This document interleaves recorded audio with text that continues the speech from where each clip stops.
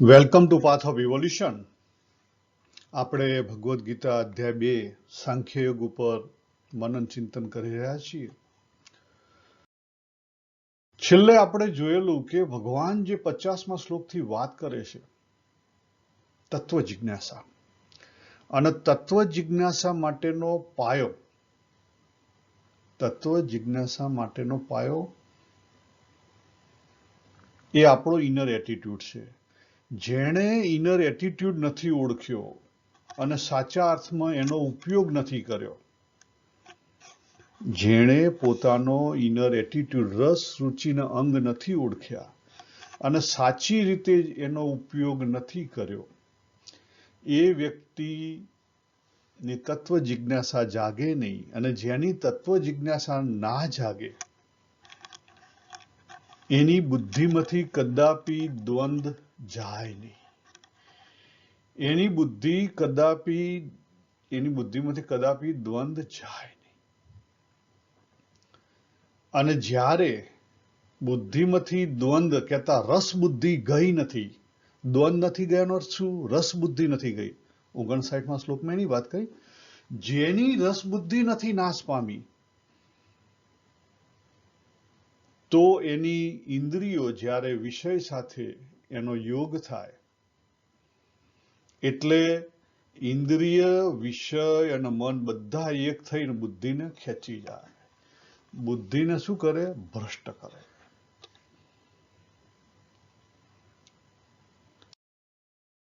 ભગવાને અલગ રીતે જેની રસ બુદ્ધિ ગઈ નથી, બરાબર, રસ બુદ્ધિ ક્યારે ટળે?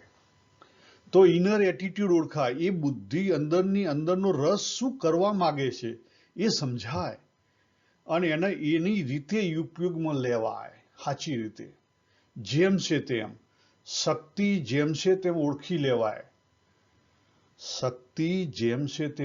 લેવાય.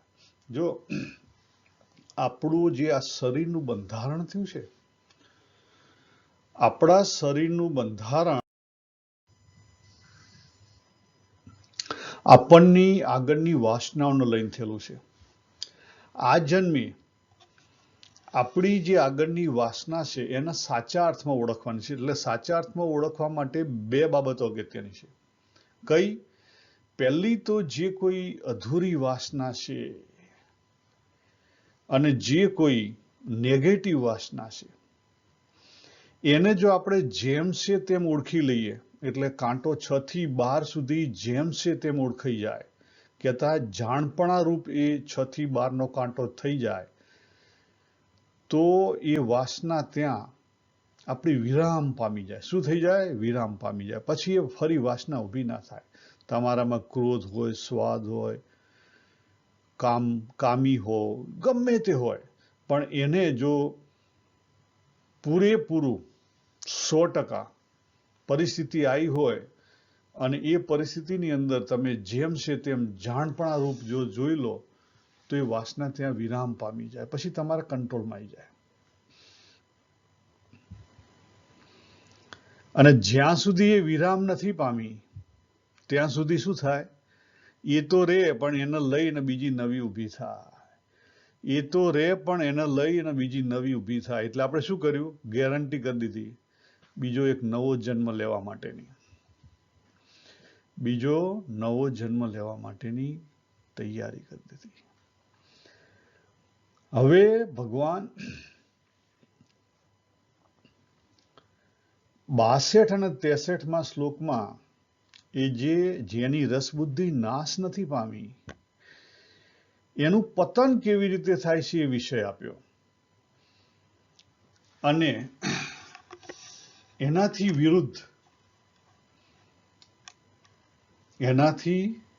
વિરુદ્ધ ભગવાને જે વ્યક્તિ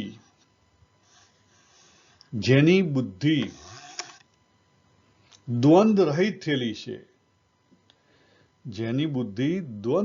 થઈ ગયેલી છે, એવો સ્થિત પ્રજ્ઞ માણસ કેવી રીતે વર્તન એનું કેવી રીતે છે એની વાત કરે છે. જો અર્જુનજીએ 4 પ્રશ્ન પૂછ્યા હતા.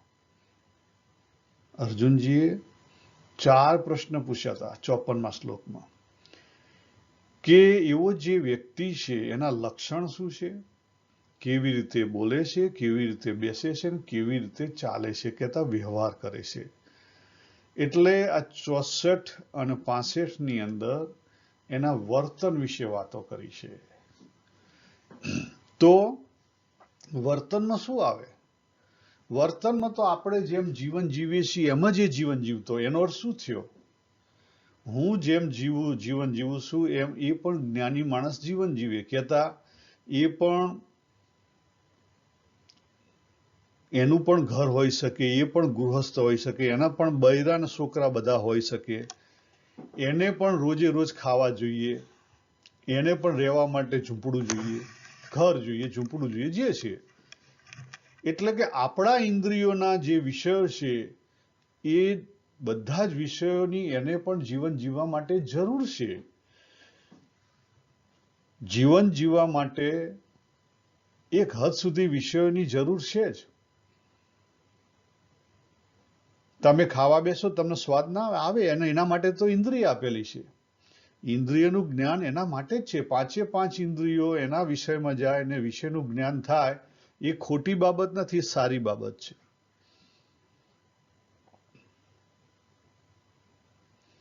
એ ખોટી બાબત નથી, એ સારી બાબત છે.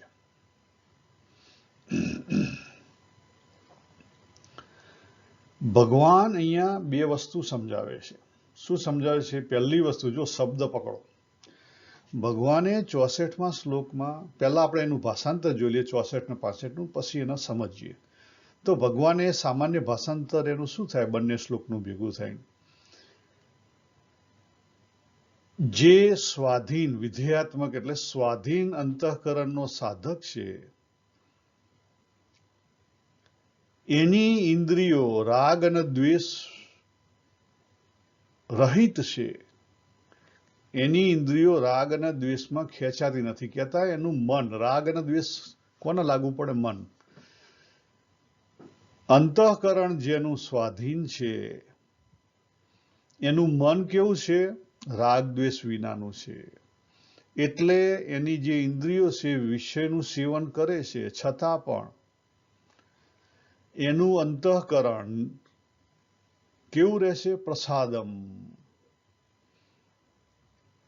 પ્રસાદમ કહેતા સંતોષ,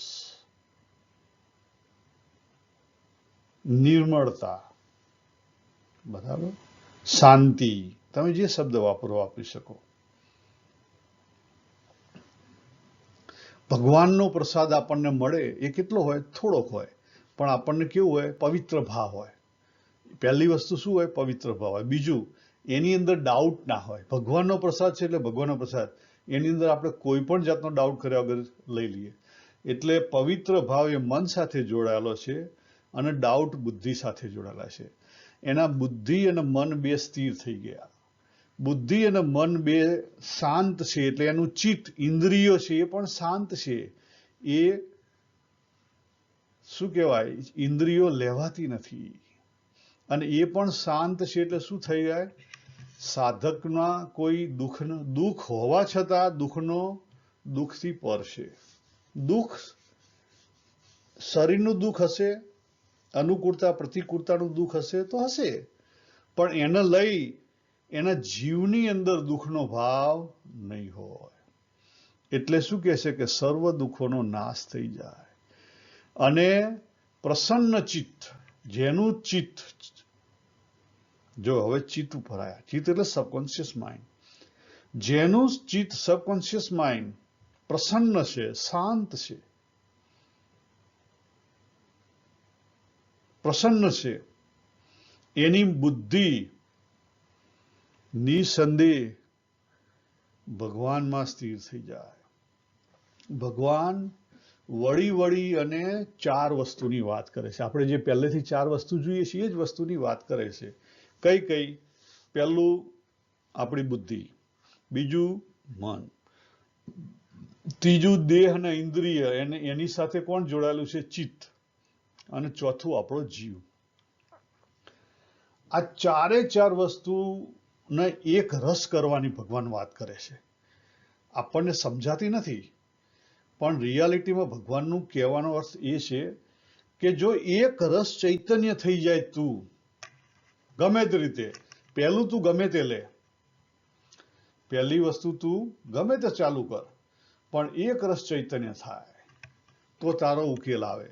જો 55મા શ્લોકમાં ભગવાને જીવની સ્થિતિની વાત કરી, 56માં ક્રિયા સાથે ભાવની વાત કરી, કહેતા દેહ ઇન્દ્રિય સાથે મનની વાત કરી, 57માં પરિસ્થિતિ સાથે ભાવની વાત કરી, અને 58માં વર્તન કહેતા સબકોન્શિયસ માઇન્ડની વાત કરી, વર્તન અને એમાં રસ બુદ્ધિની વાત કરી. બરાબર? એટલે જીવની અંદર જે રસ બુદ્ધિ રહેલી છે એની વાત કરી. કહેતા ભગવાન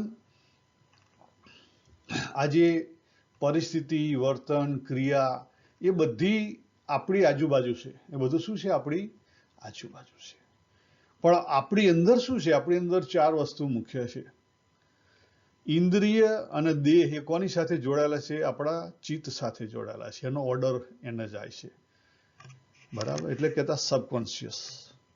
અને જ્યારે સબકોન્શિયસથી ના જોડાયેલા હોય ત્યારે કોન્શિયસથી જોડાયેલા હોય, એટલે બુદ્ધિ. એટલે દેહ અને ઇન્દ્રિયને લેવાની જરૂર નથી, કારણ કે કાં દેહ સાથે જો બુદ્ધિ સાથે જોડાયેલા હોય, કાં મન સાથે જોડાયેલા હોય, કાં પછી ચિત્ત સાથે જોડાયેલા હોય. આ 3માંથી એકની સાથે એનો ઓર્ડર હોય, કાં પછી જીવ સાથે જોડાયેલા હોય. બરાબર? એટલે દેહ અને ઇન્દ્રિયને લેવાની જરૂર નથી. તો વસ્તુ કઈ રહી? 4 અંતઃકરણ. 4 અંતઃકરણમાં ચોથું છે એ ખરેખર કામનું નથી, એની જગ્યાએ ભગવાને જીવ મૂકેલો છે. ચોથું એટલે શું? અહંકાર. અહંકાર એટલે અંતઃકરણનો અહંકાર છે એ માત્ર આપણો દેહ વેરાઈ જતો બચાવે છે. એટલે આપણું જે કારણ શરીર છે એના આધારે ઉભેલો છે. આપણો રિયલ અહંકાર હું છું એ ક્યાંથી આવે છે? જીવમાંથી આવે છે. એટલે 4 વસ્તુ અગત્યની થઈ ગઈ. એક જીવ, બુદ્ધિ, મન અને ચિત્ત. ચિત્ત એટલે subconscious mind, emotional mind, logical mind અને જીવ. આ 4 એક રસ થઈ જાય તો આપણો ઉકેલ આવી જાય. જો અહીંયા શબ્દો હવે આપણે થોડાક ડિટેલિંગ કરીએ. પહેલો શબ્દ ભગવાને વાપર્યો છે આત્મવૈશ્ય. એટલે કે જેનું અંતઃકરણ વશમાં છે. વોટ ઇઝ મીન્સ વશમાં? તૃપ્ત છે, સંતોષમાં છે, બહાર ભટકતું નથી. વશમાં છે એનો શું થયો? બહાર ભટકતું નથી. એટલે શું છે? બહાર ક્યારે ના ભટકે? જ્યારે આત્મને એ આત્મના તુષ્ટ, સંતોષમાં હોય ત્યારે. બરાબર? પછી બીજો શબ્દ ભગવાને અહીંયા વાપર્યો છે વિધેય આત્મા. વિધેય આત્મા એટલે જે આત્મા એટલે સ્વયં, જે મળેલ છે તેનાથી તૃપ્ત છે એવું એ વિધેય આત્મા. પરિસ્થિતિ આપણા હાથની વાત નથી. પરિસ્થિતિ આપણા હાથની વાત નથી. જે આપણા હાથની વાત નથી એના માટે આપણી પાસે શું ઓપ્શન હોય? જેમ છે તેમ સ્વીકાર લો, 100% સ્વીકાર લો. આ જ વાત ભગવાન વારંવાર કરે છે. 7મા અધ્યાયના છેલ્લા 2 શ્લોક પણ આના જ ઉપર છે, 29 ને 30. ભગવાન અહીંયા અલગ રીતે કહે છે જીવન છે, સારી ખરાબ પરિસ્થિતિ આવશે, ઇન્દ્રિયો અને વિષયનો સંબંધ કરવો પડશે, એ સિવાય જીવન ચાલશે નહીં. પ્રસાદમ.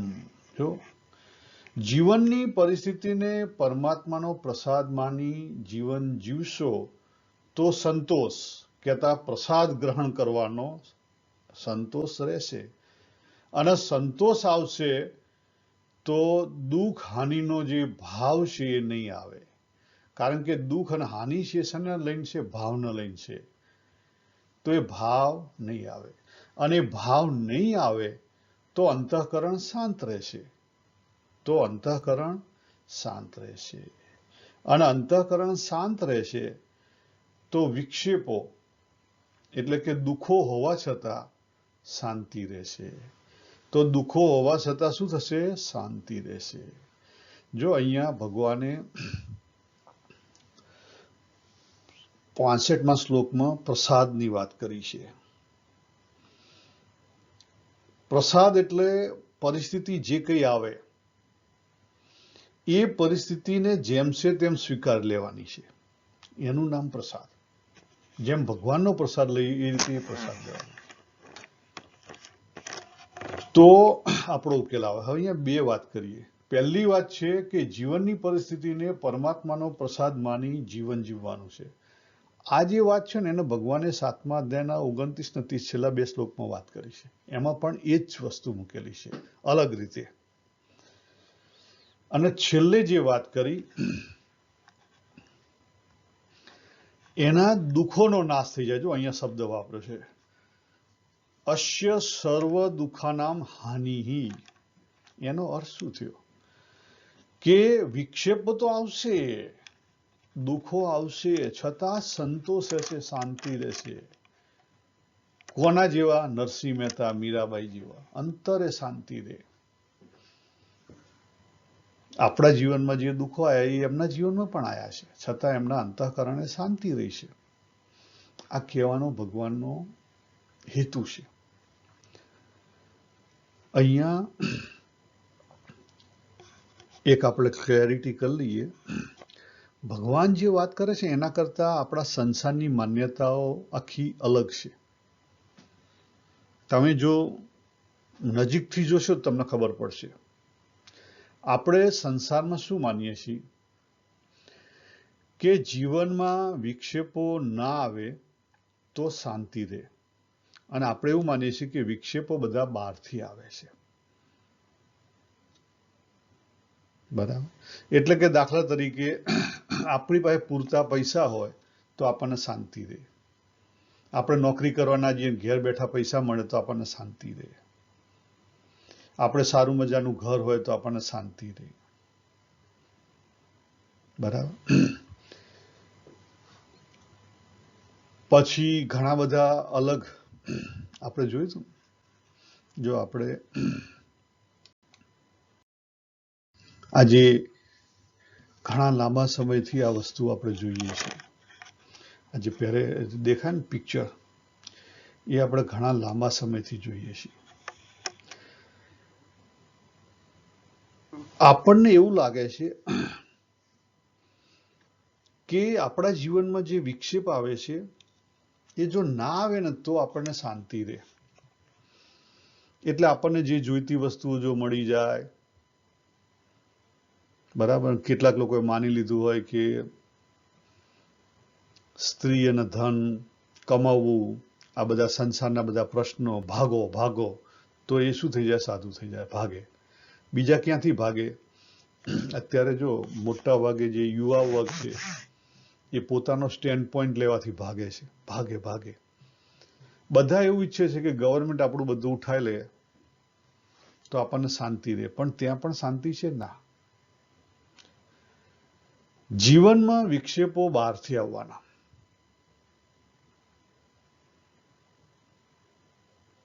સિમ્પલ વિચારો. આપણે ત્યાં પહેલા ભારત પાકિસ્તાન એક હતું ત્યારે શાંતિ હતી. કાશ્મીરમાં, ખાસ કરીને કાશ્મીરમાં શાંતિ હતી. પછી ભારત પાકિસ્તાન અલગ થયા અને કાશ્મીરની શાંતિ અશાંતિ થઈ ગઈ. હવે પરિસ્થિતિ બહારથી આવી છે, તમે એને કશું ના કરી કહો. આપણો જન્મ કાશ્મીરમાં થયો, તમે શું કરી કહો? કશું ના કરી કહો. આજે દાખલા તરીકે તમે યુક્રેનમાં જન્મ્યા હો તો તમે શું કરી કહો? વસ્તુઓ બહારથી આવી છે. બહારની ઉપર આપણો કોઈ કંટ્રોલ ચાલે નહીં. અને એનાથી ભાગીને તમે ભાગવાનો પ્રયત્ન કરશો, જશો ક્યાં? જો અર્જુનજીનો પ્રશ્ન એ જ આવ્યો હતો. અર્જુનજીનો પ્રશ્ન એ જ આવ્યો હતો. એમને જે યુદ્ધ આવ્યું અને એ એવું માનતા હતા કે આ યુદ્ધ આવ્યું છે એને લઈને બધી ઉપરથી શાંતિ નહીં રહે, અશાંતિ આવશે. આ જો યુદ્ધ ના થાય તો ઉપરથી શાંતિ વધારે રહે. નુકસાન ઓછું થાય. એમણે ઘણું બધું ગણાયું, બહુ બધું ગણાયું ભગવાન જોડે. ભગવાને એમને શું કીધું? એક જ વસ્તુ કીધી કે તું ભાગીને જઈશ ક્યાં? આખી ભગવદ્ ગીતામાં જો ભગવાને એક જ વસ્તુ સમજાય છે કે આજે બહારથી જે પરિસ્થિતિ આવી છે એમાં તારી પાસે બે જ ઉપાય છે.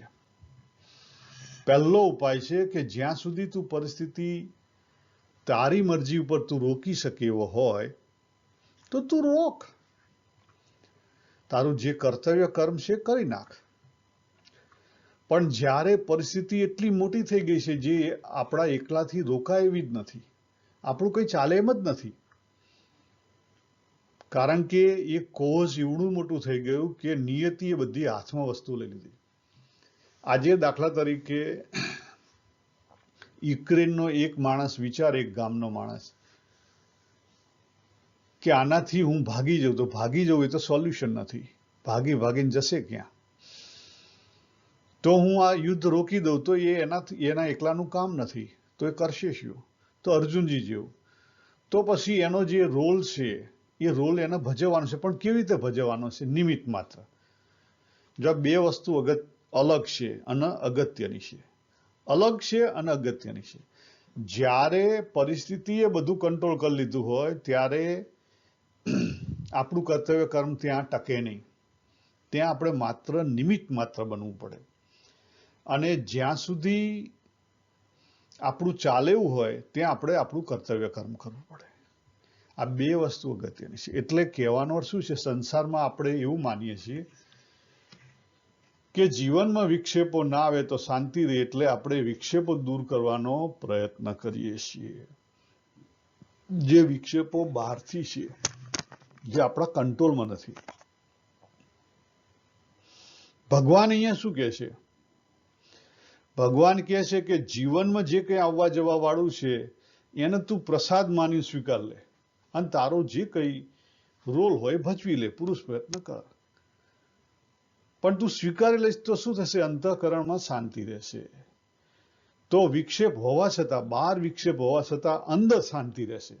શું થશે? અંદર શાંતિ રહેશે.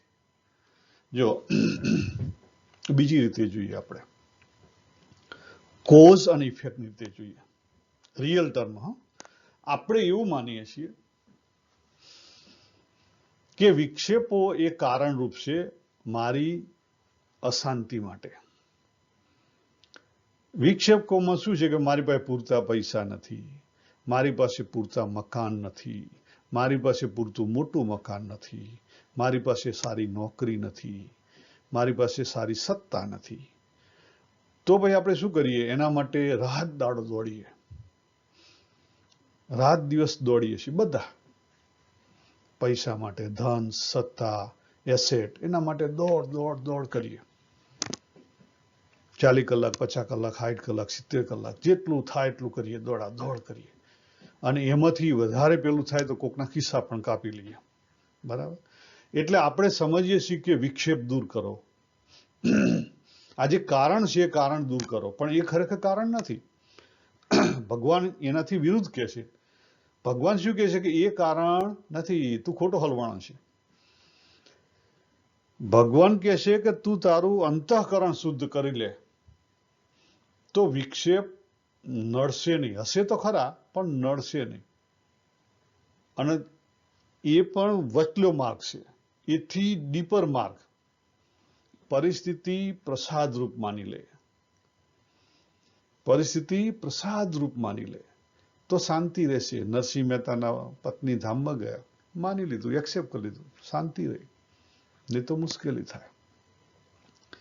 આજે ભગવાને આપણે ત્યાં બીજી એક ધારણા છે કે અંતઃકરણ શુદ્ધ કરો. એક હદ સુધી બરાબર છે, પણ એ પણ આપણી બિલીફ છે કે આપણું અંતઃકરણ અશુદ્ધ છે. એ પણ આપણી માન્યતા છે. તમે કહેશો એવું હતું છે? હા. વૈષ્ણવ સંપ્રદાય આપણો આખો એ માને છે કે આપણું અંતઃકરણ અશુદ્ધ છે. એની અગેન્સ્ટમાં ભગવદ્ ગીતાની અંદર પણ ઘણી જગ્યાએ આપણને ક્લેરિટી આપેલી છે. અષ્ટાવક્ર ગીતા એમણે તો ચોખ્ખી વાત કરી દીધી. જે જનક રાજાને વાત કરી, તો અષ્ટાવક્રએ શું વાત કરી? ગુરુ અષ્ટાવક્રએ વાત કરી કે તું કેવો છે? તું શુદ્ધ બુદ્ધ છે. તારો જે ચૈતન્ય છે તો શુદ્ધ બુદ્ધ છે, એને કઈ લેવા દેવા નથી. એમણે એક અલગ જગ્યાએથી વાત કરી આપણો વૈષ્ણવ સંપ્રદાય એક અલગ જગ્યાએથી વાત કરે છે. જો બંનેના સ્ટેન્ડિંગ પોઈન્ટ અલગ છે, વસ્તુ તો એક જ છે. આપણો વૈષ્ણવ સંપ્રદાય અત્યારે હું જેવો એઠો છું એવી વાત બતાવે છે. અષ્ટાવક્ર એમ કહે છે કે તું જેવો છે, જે શરીરમાં છે એને હુકમ જોવે છે, તું જે ઓરિજિનલ છે એને તું જો ને. આ જે આયેલું છે ઉપરથી માની લીધેલું એ તો જતું રહેશે, સમય આ ઘસાઈ જશે. જ્યારે માની લીધેલું છે એને દૂર કરવા માટેનું વૈષ્ણવ સંપ્રદાય વાત. એટલે બે જણા અલગ અલગ જગ્યાએ ઊભા છે, એટલે બંનેને અલગ દેખાય છે. બંને વાત ખોટી નથી કરતા, પણ અલગ જગ્યાએ ઉભેલા છે, એટલે વાત તમને ખોટી લાગે. કહેવાનો અર્થ, ભગવાને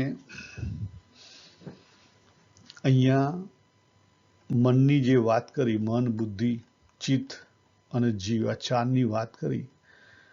આગળ ભગવાન ભાવ એટલે મનની વાત કરશે. મનના ભાવ જે આપણે ઘણા ટાઈમથી ભાવ જોઈ રહ્યા છીએ, એ ભાવ વિશે આગળ ભગવાન 2 શ્લોકની અંદર વાત કરે છે. એને આપણે પછી જોઈશું કે જે કેવી રીતે આપણે જો આપણી ભાવના પવિત્ર હોય, આપણા મનની અંદર રાગ અને દ્વેષ ના હોય, તો કેવી રીતે આપણી બુદ્ધિ સ્થિર થઈ શકે. બરાબર. અહીંયા આપણે પૂરું કરીએ. સારના સારરૂપ ભગવાન શું કહેવા માંગે છે? સારના સારરૂપ ભગવાન એક જ વસ્તુ કહેવા માંગે છે કે તું આખો જે અનેકતામાં વેચાઈ ગયેલો છે એને પહેલા એક રસ કરી દે.